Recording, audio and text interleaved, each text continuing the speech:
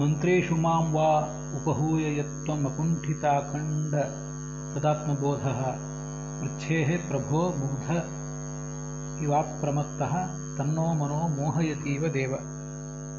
ಭಾಗವತದ 3ನೇ ಸ್ಕಂದದ 17ನೇ ಶ್ಲೋಕದಿಂದ ಆರಂಭಿಸಿ ಇವತ್ತಿನ ಈ ಭಾಗ ಪ್ರಾರಂಭ ಕಾಣಬೇಕು.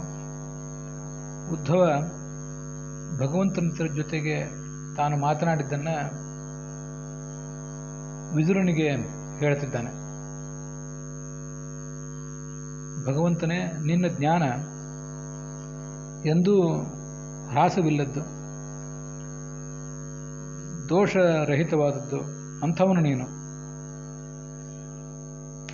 ಎಂದೂ ಯಾವ ಸಂಶಯ ಮತ್ತು ಅಯಥಾರ್ಥ ಜ್ಞಾನಗಳಿಗೆ ಅವಕಾಶವಿಲ್ಲದ ಸರ್ವಜ್ಞ. ಅಂಥವನು ನೀನು ಅನೇಕ ಬಾರಿ ನನ್ನನ್ನು ಮಂತ್ರಾಲೋಚನೆಗೆ ಕರೀತಿ. ಏನೂ ತಿಳಿಯದವನಂತೆ ನನ್ನನ್ನು ಸಲಹೆ ಕೇಳ್ತಿ. ಇದು ನನ್ನ ಮನಸ್ಸನ್ನು ಮೋಹಕ್ಕೆ ಈಡು ಮಾಡಿದೆ. ನಿನ್ನ ಮಹಿಮೆಯನ್ನು ನೀನು ಹಿಂದೆ ಚತುರ್ಮುಖ ಬ್ರಹ್ಮನಿಗೆ ಉಪದೇಶ ಮಾಡಿದ್ದೆ. ಅದನ್ನು ನಾನೂ ಕೂಡ ಕೇಳಬಹುದು ಅಂತಾದರೆ ನನಗೂ ಒಂದಿಷ್ಟು ಉಪದೇಶ ಮಾಡು.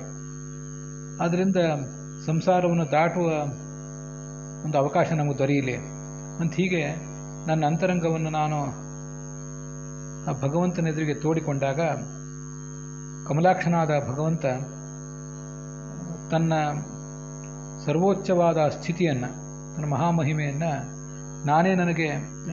ತಾನೇ ನನಗೆ ಉಪದೇಶಿಸಿದನೂ ಹೌದು.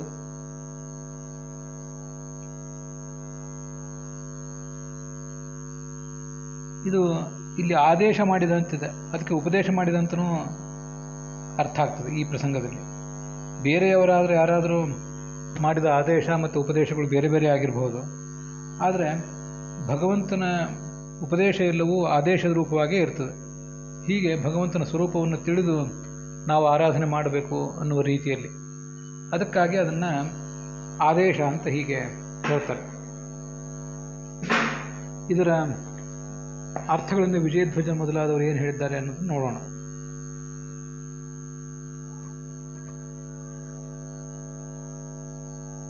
ಅಕುಂಠಿತ ಅವಿಮಿಶ್ರಿತ.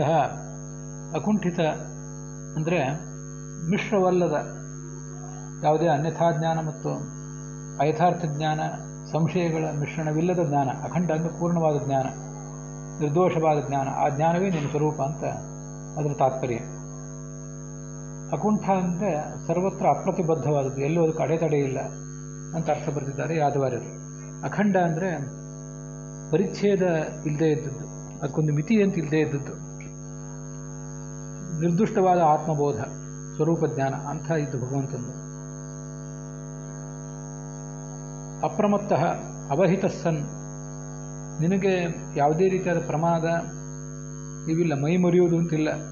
ಅಂಥವನು ನೀನು ನಮ್ಮನ್ನೂ ಕರೆದು, ನನ್ನಂಥವನ್ನು ಅಕ್ರೂರನಂಥವನನ್ನು ಕರೆದು ಸಮಾಲೋಚನೆ ಮಾಡ್ತಿ. ಇದು ನಮಗೆ ಮೋಹ ಬರೆಸ್ತದೆ. ಎಲ್ಲವನ್ನೂ ನೀನು ಅಸುರರ ಮೋಹಕ್ಕಾಗಿ ಮಾಡ್ತೀಯ, ಲೋಕಾನುಕರಣ ಮಾಡ್ತೀಯ ಅಂತ ನಮ್ಗೆ ಗೊತ್ತಿದೆ. ಆದರೂ ಹೀಗೊಂದು ನಮಗೆ ಭ್ರಮೆ ಬರೆಸ್ತದೆ, ನಮಗೆ ಆಶ್ಚರ್ಯ ಅನ್ನಿಸ್ತದೆ ನಿನ್ನ ಈ ವರ್ತನೆ. ಮುಂದೆ 18ನೇ ಶ್ಲೋಕ. ಸ್ವಾತ್ಮರಃ ಪ್ರಕಾಶಃ. ಕಸ್ಮೈ ಅಂದರೆ ಬ್ರಹ್ಮಣೆ, ಚತುರ್ಮುಖ ಬ್ರಹ್ಮನಿಗೆ ನೀನು ಈ ಜ್ಞಾನವನ್ನು ಉಪದೇಶಿಸಿದ್ದಿ. ನಹ ಕ್ಷಮಂ, ನಮಗದೊಂದು ವೇಳೆ ಯೋಗ್ಯವಾಗಿದ್ದರೆ, ಯೋಗ್ಯತಾ ಭೇದ, ನಮಗೆಷ್ಟು ಅದನ್ನು ಅರಿಯುವ ಯೋಗ್ಯತೆ ಇದೆಯೋ ಅಷ್ಟು ಉಪದೇಶ ಮಾಡು. ಭಗವಾನ್ ಯದಸ್ಯ ಅಧಿಕಾರಿಣಃ ಯೋಗ್ಯಂ ವೇದ ವಯಂ ಚ ಯದ್ ಯೇನ ಜ್ಞಾನಿನ ಅಂಜಸ ವೃಜಿನಂ ಸಂಸಾರ ದುಃಖಂ ತರೇಮ. ಇದನ್ನು ನೀನು ನಮ್ಗೆ ಉಪದೇಶ ಮಾಡಿದರೆ ಸಂಸಾರವನ್ನು ನಾವು ಕೂಡ ದಾಟ್ತೇವೆ ಅಂತ ಅದರ ತಾತ್ಪರ್ಯ. ಸ್ವಾತ್ಮರಹ ಪ್ರಕಾಶಂ, ಭಗವತ್ ತತ್ವದ ರಹಸ್ಯವನ್ನು ಅವಭಾಷಕಂ, ಪ್ರಕಾಶಂ ಅಂದರೆ ಅವಭಾಸಕಂ, ನಮಗೆ ತೋರಿಸುವಂಥ ಒಂದು ಜ್ಞಾನ. ವೇದಾದಿಶಾಸ್ತ್ರ ರೂಪವಾದ ಸಾಧನದಿಂದ ದೊರೆಯುವ ಜ್ಞಾನ, ಅದನ್ನು ಬ್ರಹ್ಮನಿಗೆ ಕೊಟ್ಟಿದ್ದೆ. ತನ್ಮಧ್ಯೆ ಯಾವನ್ನಹ ಅಸ್ಮಾಕಂ ಗ್ರಹಣಾಯ ಕ್ಷಮಂ ಯೋಗ್ಯಂ. ಚತುರ್ಮುಖ ಬ್ರಹ್ಮನ ಯೋಗ್ಯತೆ ದೊಡ್ಡದಾದ್ರಿಂದ ಅವನಿಗೆ ಹೆಚ್ಚೇ ಕೊಟ್ಟಿದ್ದೆ, ಅದರ ನಡುವೆ ಎಷ್ಟನ್ನು ನಾವು ತಿಳಿಯಲಿಕ್ಕೆ ಸಾಧ್ಯ ಇದೆಯೋ ಅಷ್ಟನ್ನು ಕೊಡು ಅಂತ ಹೀಗೆ ತಾತ್ಪರ್ಯ.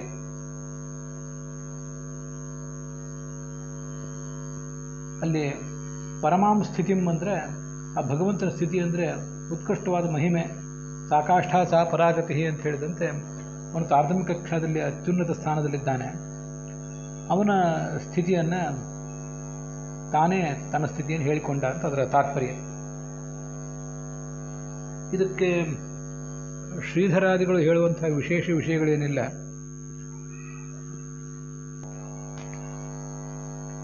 ಹೀಗೆ ಭಗವಂತನಿಂದ ನಾನು ತತ್ವೋಪದೇಶವನ್ನು ಪಡ್ಕೊಂಡೆ. ಯಾರ ಪಾದೋದಕವನ್ನು ಸಮಸ್ತ ಪ್ರಪಂಚವೇ ಸೇವಿಸ್ತದೋ ಅಂಥ ಭಗವಂತನ ತತ್ವದಿಂದ ಭಗವಂತನ ಸನ್ನಿಧಾನದಿಂದಲೇ ನನಗೆ ಎಲ್ಲ ತತ್ವಗಳ ಉಪದೇಶ ಆಯಿತು. ಮುಂದೆ ಅವನಿಗೆ ಪ್ರದಕ್ಷಿಣೆ ಮಾಡಿ ಪಾದಗಳಿಗೆ ನಮಸ್ಕರಿಸಿ ಅವನ ವಿಯೋಗ ಇನ್ನು ಆಗಿಬಿಡ್ತದಲ್ಲ ಮುಂದೆ ಅಂತ ಸಂಕಟ ಪಡ್ತಾನೆ ಇಲ್ಲಿಗೆ ಬಂದಿದ್ದೇನೆ ನಾನೀಗ. ನಿನ್ನನ್ನು ಕಂಡು ಮಹಾಭಾಗವತನಾದ ನಿನ್ನ ದರ್ಶನದಿಂದ ಮತ್ತಷ್ಟು ನನಗೆ ಆನಂದ ಆಗಿದೆ. ಈ ಕಡೆ ಆನಂದವೂ ಇದೆ, ಆ ಕಡೆ ಕೃಷ್ಣನ ವಿಯೋಗದ ದುಃಖವೂ ನನ್ನನ್ನು ಬಾಧಿಸ್ತದೆ.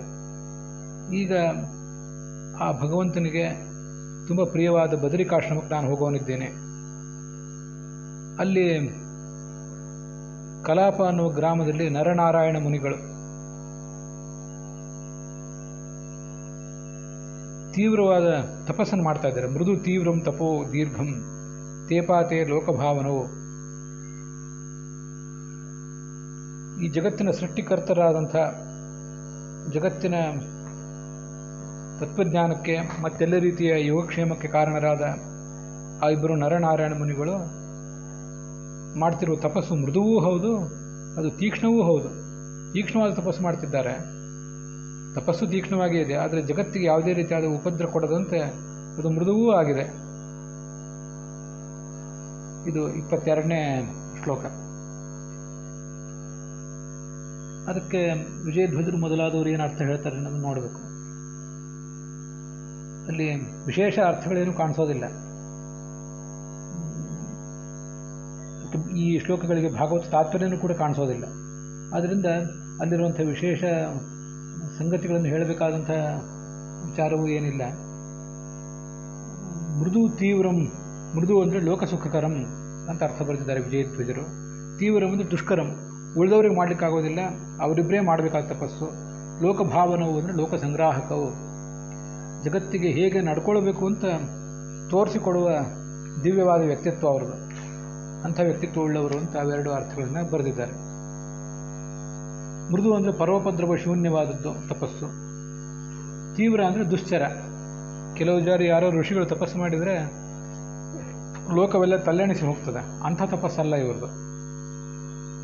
ಇನ್ನೊಬ್ಬರಿಗೆ ಉಪದ್ರವ ಆಗದದ್ದು, ಆದರೆ ಇಂಥ ಕಠೋರವಾದ ತಪಸ್ಸನ್ನು ಮಾಡಲಿಕ್ಕೆ ಬೇರೆಯವರಿಗೆ ಸಾಧ್ಯ ಇಲ್ಲ, ಅಂಥ ತಪಸ್ಸು ಅಂತ ಯಾದವಾರ್ಯರು ಅರ್ಥ ಬರೆದಿದ್ದಾರೆ.